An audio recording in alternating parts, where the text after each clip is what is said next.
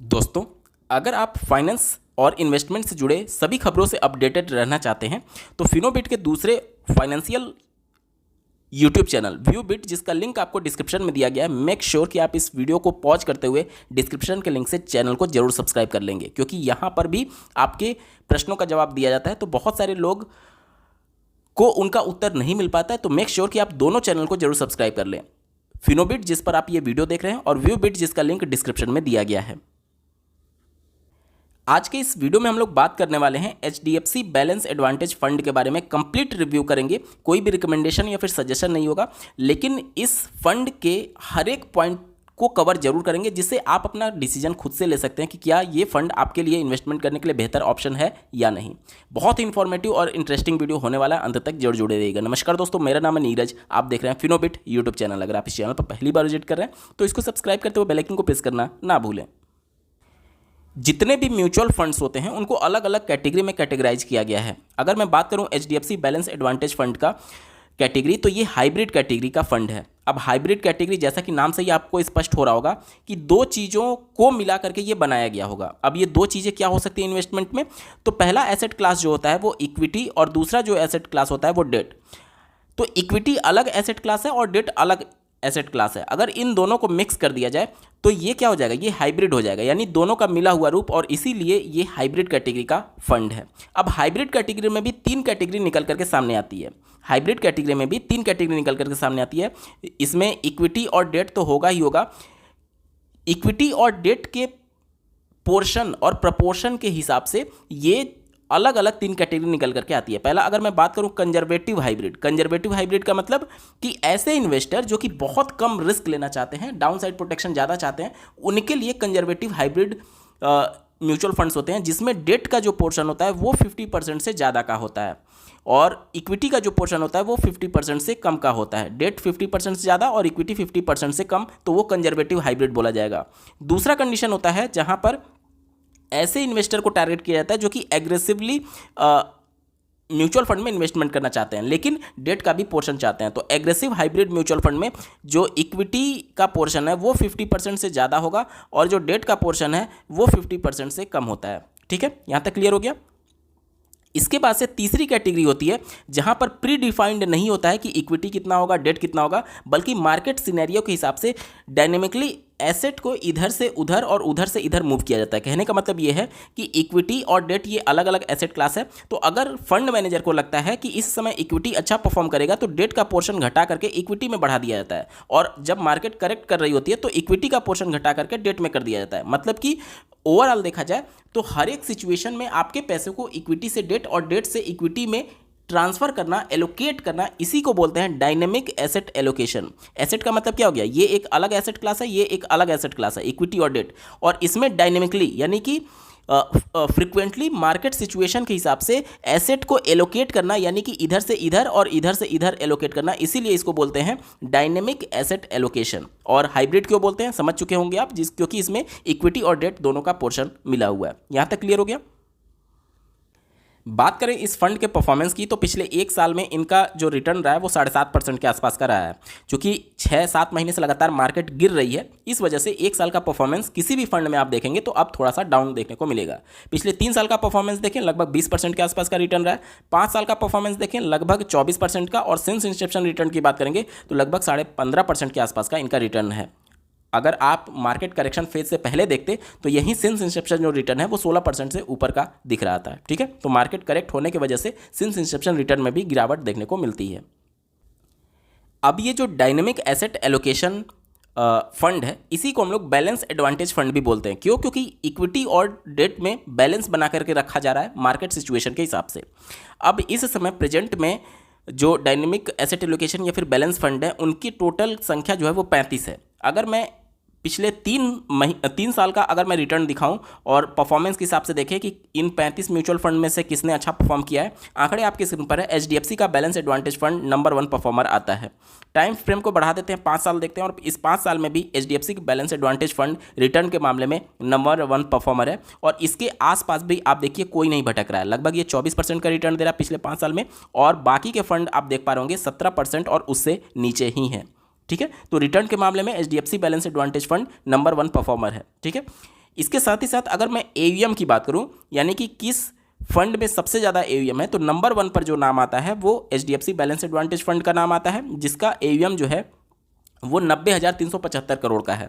इनका एयूएम 95,000 करोड़ को भी पार कर चुका था। अभी चूंकि मार्केट करेक्ट कर गई है, इस वजह से इनका एयूएम भी थोड़ा सा डाउन हुआ है। ठीक है, जितने भी म्यूचुअल फंड कैटेगरी हैं सब में हाईएस्ट जो एयूएम है वो इसी एचडीएफसी बैलेंस एडवांटेज फंड का है। हर कैटेगरी की बात कर लीजिए, चाहे large cap, mid cap, small cap, सभी कैटेगरी में भी अगर आप देखेंगे तो सबसे ज़्यादा एयूएम इन्हीं का है।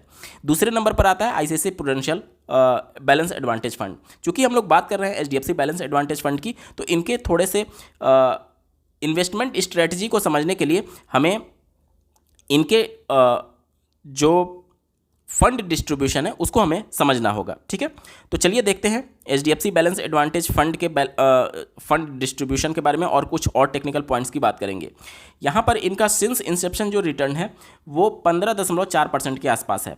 अभी मार्केट करेक्ट हुआ है, नहीं तो ये लगभग 16% के आसपास दिख रहा था पहले। ठीक है, अब अगर इस फंड के कुछ और टेक्निकल पॉइंट्स की बात करें तो इनका जो एक्सपेंस रेशियो है वो 0.78% का है। इसके अलावा टर्न ओवर रेशियो इनका काफ़ी लो है। इसका मतलब ये हो गया कि ये फ्रिक्वेंटली अपने स्टॉक्स में परिवर्तन नहीं करते हैं, ये एक बार इन्वेस्टमेंट करके और वैल्यू इन्वेस्टिंग पर ज़्यादा फोकस करते हैं। इसके अलावा अगर आप 1 साल से पहले निकालते हैं तो 1% का एग्जिट लोड लगेगा। इसके अलावा इनका जो लॉन्च डेट था वो 1 जनवरी 2013 का था, यानी 12 साल से ज़्यादा का समय इस फंड को हो चुका है।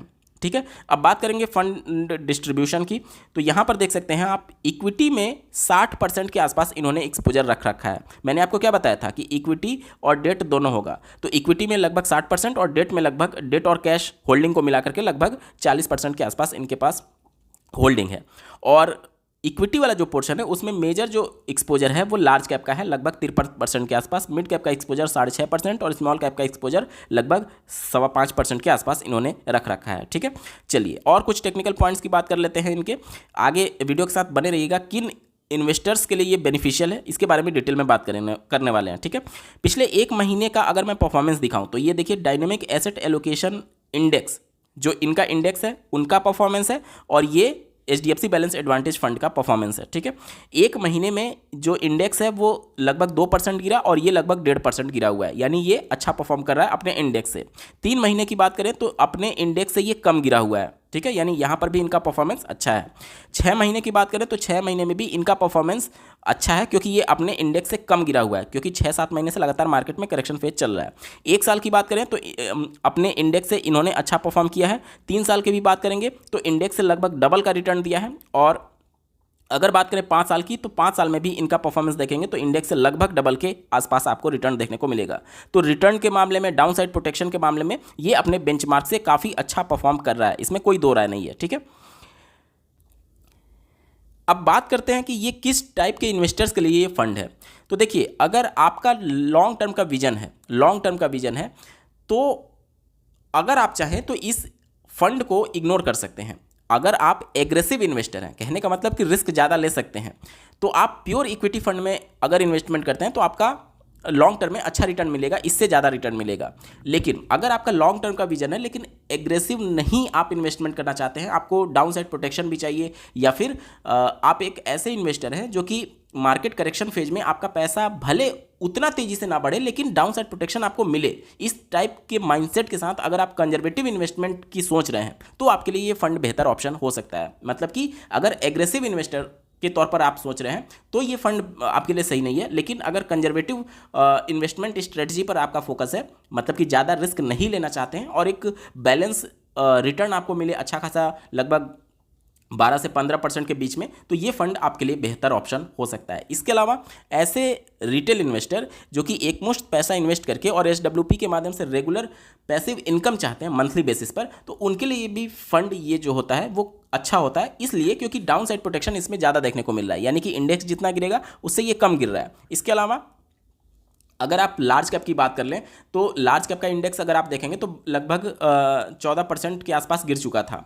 लार्ज कैप की मैं बात कर रहा हूँ, उससे ये कम गिरा हुआ है इस मार्केट करेक्शन फेज में। क्यों? क्योंकि यहाँ पर लार्ज कैप की जब आप बात करेंगे तो वहाँ पर 80% आपका लार्ज कैप में पैसा रहेगा। अगर एक्टिव फंड की तरफ जाते हैं, इंडेक्स लेंगे तब तो 100% पैसा आपका लार्ज कैप में रहेगा, लेकिन अगर एक्टिव फंड भी लेते हैं लार्ज कैप में तो 80% आपका लार्ज कैप में रहेगा, बाकी 20% जो बचा है वो मिड और स्मॉल में रखा जा सकता है। लेकिन चूंकि ये प्योर इक्विटी में हो जाता है, इस वजह से इक्विटी जब करेक्ट कर रहा है तो इक्विटी वाला पोर्शन तो नीचे गिरेगा, लेकिन ये जो फंड है इसमें इक्विटी के साथ डेट वाला भी फंड है, तो डेट आपको पॉजिटिव रिटर्न देगा चाहे मार्केट ऊपर जाए या फिर नीचे जाए। तो ये वाला पोर्शन हमारा नेगेटिव जाएगा, लेकिन ये वाला हमारा नेगेटिव नहीं जाएगा, इसी वजह से ये कम गिरता है। ठीक है, हाइब्रिड फंड के यही फायदे होते हैं। तो अगर आप SWP करना चाहते हैं, रेगुलर बेसिस पर विड्रॉल लेना चाहते हैं, तो आपके लिए ये फंड बेहतर ऑप्शन हो सकता है, क्योंकि जब आपका मार्केट करेक्शन फेज में हो, जब मार्केट लगातार गिर रही हो, उस कंडीशन में आपके पास ऐसा फंड होना चाहिए कि जो कि स्टेबल हो। क्यों? क्योंकि आपका पैसा भी विड्रॉल हो रहा होगा,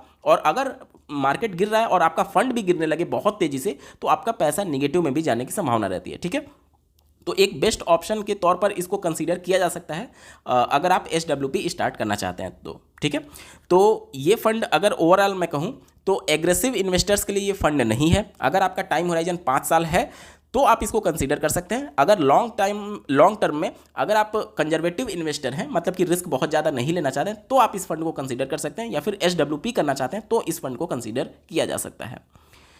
उम्मीद करता हूं आपके सारे डाउट्स क्लियर हो गए होंगे। बावजूद इसके अगर आपका कोई प्रश्न रह जाता है तो कमेंट के माध्यम से पूछ सकते हैं। आपको ये वीडियो कैसा लगा, मेरा एफर्ट कैसा लगा, कमेंट के माध्यम से जरूर बताइएगा, और ऐसे ही महत्वपूर्ण अपडेट के लिए इस चैनल को सब्सक्राइब करना ना भूलें। इस वीडियो को देखने के लिए आपका बहुत बहुत धन्यवाद। भगवान करे आपका दिन शुभ।